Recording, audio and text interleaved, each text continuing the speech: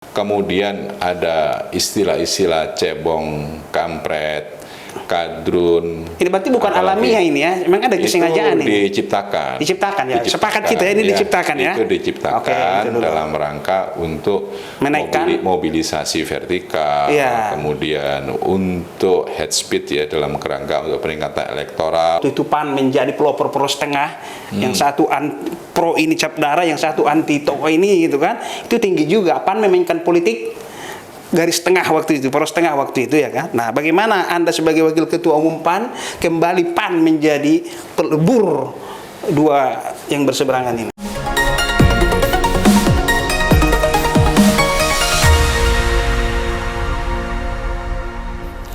Dari gedung baru DPP Partai Amanat Nasional kawasan Buncit Raya, bincang-bincang tipis-tipis kembali menjumpai Anda bersama saya Herman Tale Daulay di channel Tale Trias Info. Di channel ini berbagai isu yang menjadi perhatian publik dan narasumber yang kita hadirkan untuk membahas isu tersebut akan kita iris-iris menjadi tipis-tipis. Untuk tayangan kali ini kita akan mengangkat topik soal ancaman polarisasi di tengah masih maraknya diksi penggunaan istilah cebong, kampret, kadrun, nasrun, dan lain-lainnya. Untuk itu kita sengaja mengundang Bapak Pipa Yoga, Wakil Ketua Umum DPP Partai Amanat Nasional, untuk membahas isu tersebut. Terima kasih Mas Pipa Yoga sudah bersedia hadir di bincang tipis-tipis. Terima kasih Mas Herman Daulay. Oke, ini kawan kita, kawan lama kita juga yang teman diskusi ya. Beliau ini adalah, saya selalu mengatakan dekat dengan NU, juga dekat dengan Muhammadiyah, juga akrab dengan gerakan wasatiyah di politik tengah. Untuk itu kita akan minta pendapat beliau untuk mengiris tipis-tipis soal ancaman polarisasi ini, karena beliau ini belakangan ini sering juga dimintain pendapat oleh para kalangan jurnalis untuk bagaimana upaya kita sebagai bangsa yang majemuk ini mengakhiri perseteruan ini. Gimana Mas Yoga soal polarisasi di tengah maraknya isu kadrun, cebong, kampret? Belum ada tanda-tanda memudar ini, Mas Yoga. Silakan dulu, iris tipis-tipis. Iya, jadi bangsa Indonesia itu dibangun dari ratusan suku bangsa. Itu. Jadi suku-suku bangsa berkomitmen menjadi satu, menjadi one nation, yaitu bangsa Indonesia. Hal itu berbeda dengan bangsa-bangsa yang lainnya. Mereka satu, dua suku bangsa membentuk nation state. Tetapi kalau Indonesia itu didirikan oleh ratusan suku-suku bangsa dari Sabang sampai Merauke, berkomitmen membentuk one nation state. Jadi dari sisi historis ada perbedaan karakter, watak, kultur masing-masing bangsa. Pertama. Yang kedua, karena masyarakat Indonesia itu adalah masyarakat yang plural, heterogen, beragam, ciri-ciri dari masyarakat yang plural itu, satu, susah untuk berkomitmen membentuk kohesivitas sosial. Dua, cenderung konflik. Itu sudah menjadi watak dari masyarakat yang majemuk, gitu. Nah, oleh karena itu potensi perbedaan suku, agama, ras, etnis itu adalah potensi yang sangat krusial di dalam membangun integrasi nasional. Nah, dalam politik praktis ada perbedaan interpretasi soal terminologi politik identitas atau polarisasi yang berbasis kepada politik identitas. Kalau menurut saya begini, tiap-tiap orang itu lahir berdasarkan kepada suku, agama, ras, etnis, lahir karena sudah menjadi kehendak Tuhan. Mas Herman lahir sebagai orang Batak.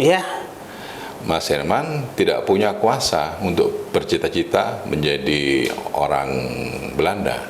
Ya. Jadi itu adalah sebuah kehendak ilahiyah, kehendak dari Tuhan. Jadi untuk menjadi orang Batak, untuk menjadi orang Jawa, untuk menjadi orang Sunda, itu bukan kehendak manusia, tapi itu adalah merupakan kehendak Tuhan. Ya. Nah, ini dasarnya dulu tidak bisa milih ya. Tidak bisa memilih, tidak bisa memilih, dan tidak bisa dinego. Itu kodrat nggak namanya itu ya? Itu kodrat ilahi, kan? Iya. Jadi kita lahir karena adanya suku apa, agama apa, ras apa, etnis apa, itu adalah merupakan kehendak Tuhan. Itulah yang dimaksud dengan nilai-nilai asali atau primordial. Nilai-nilai primordial ini hadir sebagai taken for granted dalam diri manusia. Seluruh manusia di dunia mempunyai ciri-ciri seperti itu, mempunyai identitas seperti itu. Identitas sebagai orang Batak, identitas sebagai orang Jawa, identitas sebagai orang Sunda dengan keberagaman Bugis, Papua dengan segala keberagamannya. Gitu. Nah, hak untuk memilih dan dipilih itu dijamin di Undang-Undang Dasar Negara Republik Indonesia 45. Hak untuk memilih dan dipilih. Jadi seseorang memilih berdasarkan karena persamaan agama, suku, ras, etnis, itu dijamin oleh undang-undang. Setiap orang memilih tentu punya referensi tertentu. Saya memilih karena alasan apa? Saya memilih karena alasan adanya persamaan suku, karena perkawanan, persaudaraan, persamaan budaya. Itu dijamin oleh undang-undang. Betul. Tidak ada undang-undang yang dilanggar soal itu. Tetapi satu hal, dalam hal adanya perbedaan berdasarkan suku, agama, ras, etnis, budaya dimasukkan ke dalam turbulensi permainan politik dan dalam kerangka untuk meningkatkan electoral figure atau partai dengan ucapan-ucapan hate speech, ujaran kebencian, fitnah, hoak. Itu yang tidak boleh. Diksi-diksi yang kontraproduktif dengan pembangunan demokrasi.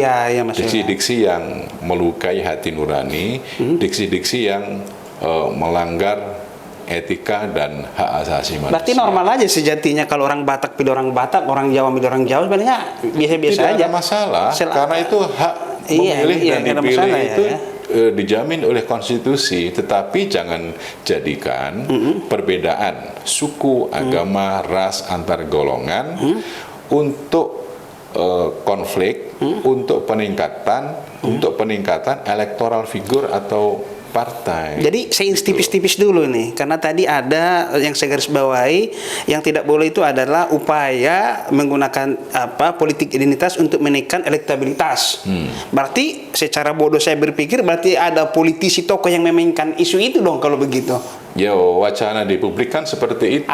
Memang ada yang sengaja, ada tokoh yang memainkan politik ini. Ada yang terframing seperti itu. Jadi kan kemudian ada istilah-istilah cebong, kampret, kadrun. Ini berarti bukan alamiah ini ya, memang ada kesengajaan ini. Diciptakan ya. Sepakat kita ini diciptakan ya. Itu diciptakan dalam rangka untuk menaikkan mobilisasi vertikal, kemudian untuk head speed dalam kerangka untuk peningkatan elektoral dengan menghinakan orang lain, dengan melukai hati orang lain untuk meningkatkan elektoral. Itu kan menurut saya itu seperti kata Hobbes, homo homini lupus, homo homini lupus. Jadi seperti seorang manusia yang memakan manusia sendiri seperti seperti serigala.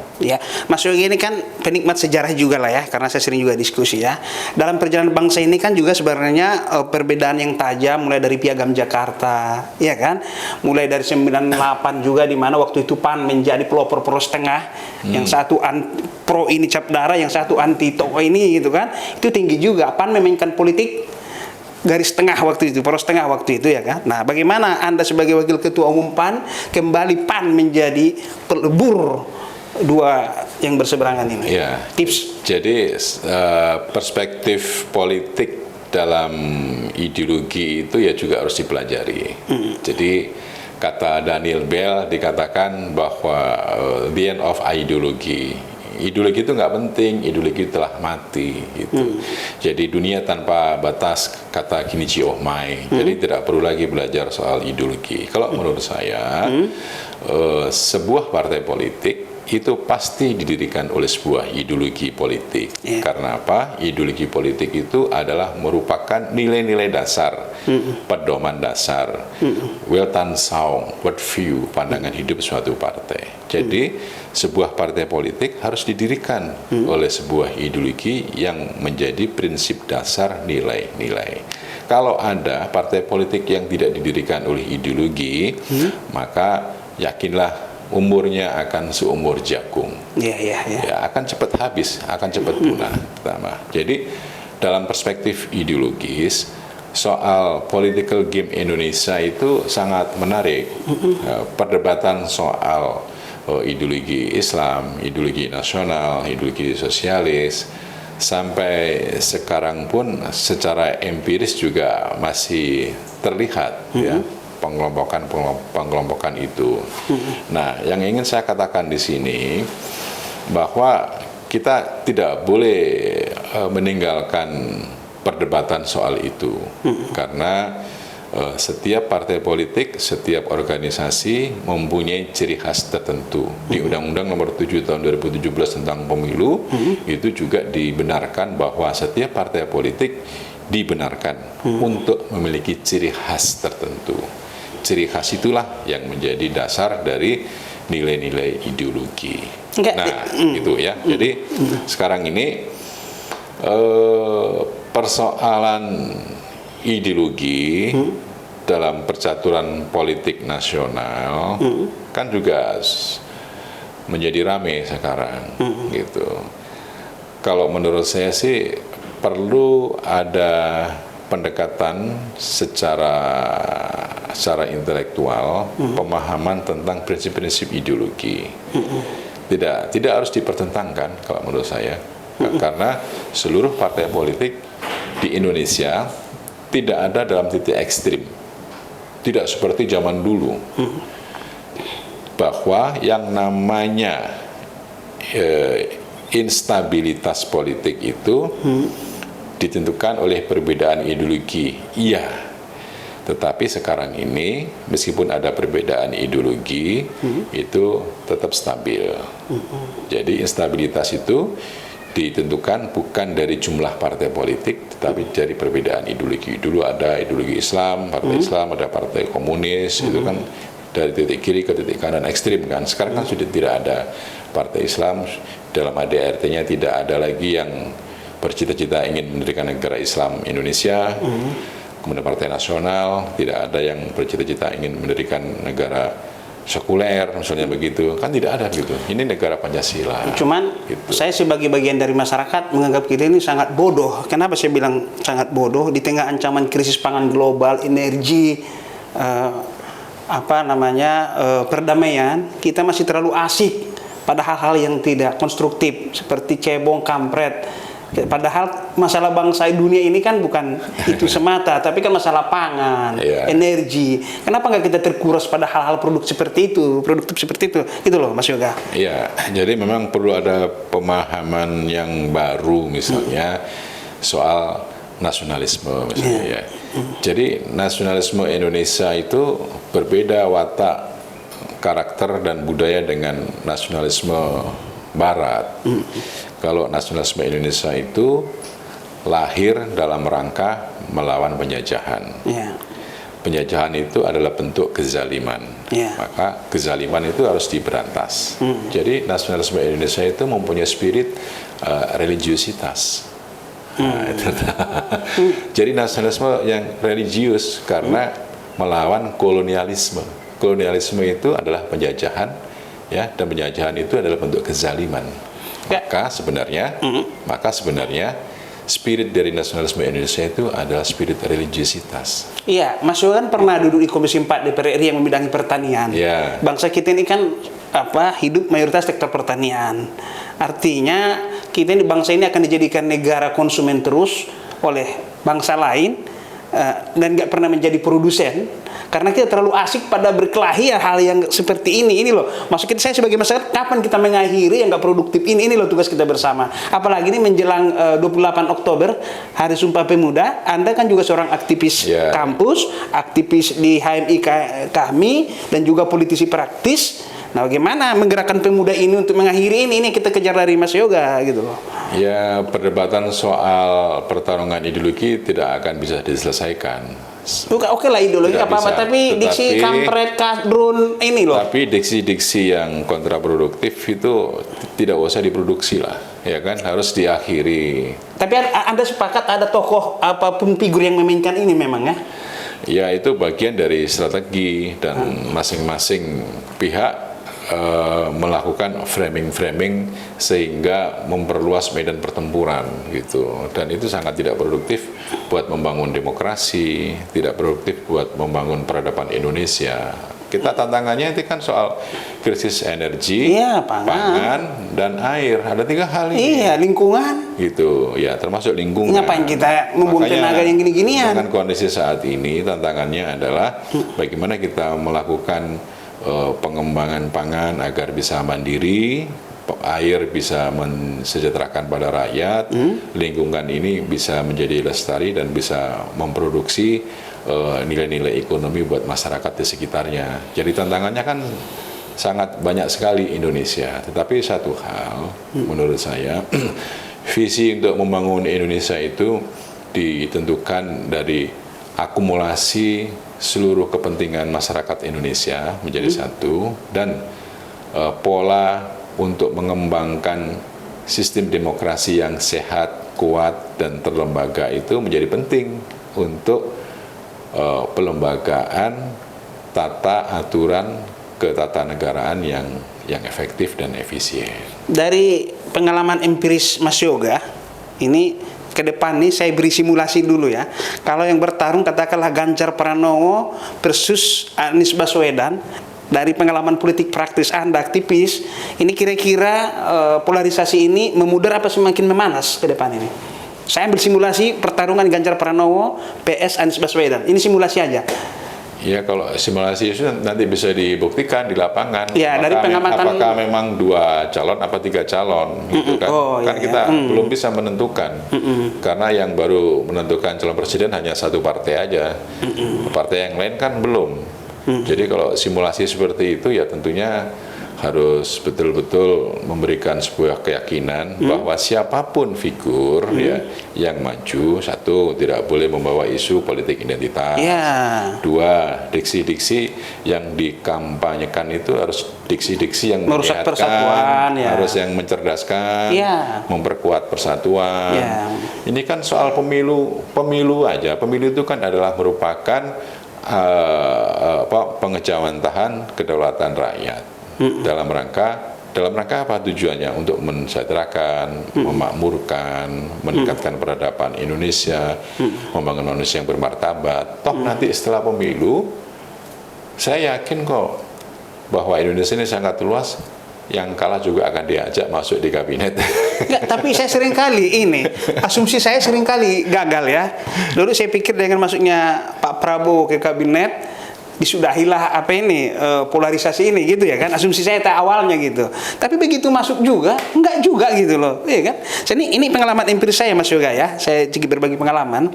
Saya pernah di grup WA sebagai jurnalis, di grup yang satu saya pro Jokowi, di grup yang satu lagi saya anti Jokowi, sama ganasnya, sama galaknya gitu loh. Jadi makanya saya netral dalam pengertian, tidak menyudutkan satu pihak gitu ya. Saya pernah anti Jokowi, dihabis nih saya juga di grup WA nih, di medsos gitu. Saya juga pro Jokowi, dihantam juga yang anti Jokowi. Malah saya pernah nyerang Anies Baswedan, saya dimaki-maki juga gitu loh. Saya nyerang Ganjar, dimaki-maki juga. Jadi sama ganasnya dua kubu ini gitu loh, Mas Yoga. Ya, karena media sosial itu kan bukan produk jurnalistik ya?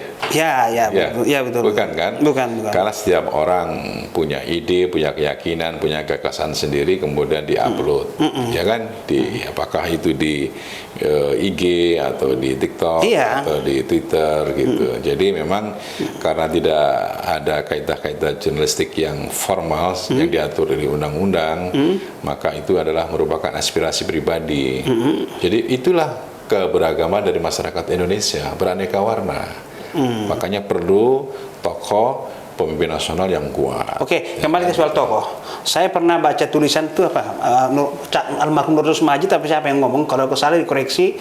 Berperilakulah seperti NU dan berpikirlah seperti Muhammadiyah, katanya. Itu saya lupa siapa yang membicarakan itu. Artinya dua ormas inilah yang kita menjadi modal kita juga memang untuk menjadi gerakan politik moderat, wasatiyah lah kalau nggak ini. Gimana Mas Yoga kalau itu?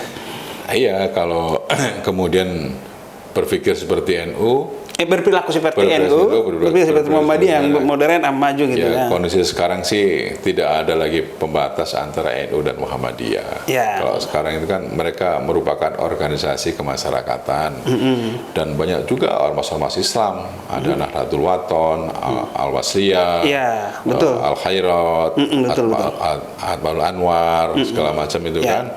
Dan itu menurut saya adalah merupakan kekuatan dari civil society yang punya peran dan memiliki ciri khusus masing-masing.